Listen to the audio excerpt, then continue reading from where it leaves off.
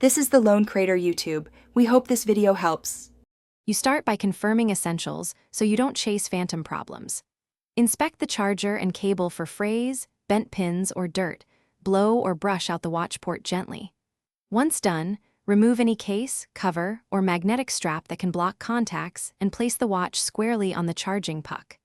Make sure the wall outlet and power source are live by testing with another device, because a dead outlet looks like a dead watch. Next, verify the charging hardware by swapping in a known good charger and a different USB power source. A computer USB and wall adapter can behave differently, so try both. If the watch still won't accept power, perform a restart or force reboot.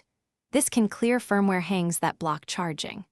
While it reboots, inspect the charging pins for corrosion or residue and gently clean them with a 70–90% isopropyl swab, because poor contact is a common invisible culprit. To finish, update the watch firmware, and if nothing else works, back up your data and perform a factory reset. Sometimes software faults prevent charging. For older devices or swollen batteries, plan a battery replacement or professional service. Especially for sealed units, don't puncture a swollen cell. If charging still fails, note exact behavior, LED color, blinking pattern, or temperature, because that detail helps support diagnose the issue fast. One tip: persistent heat during charging indicates stop. Thanks for watching. Consider subscribing if we helped you.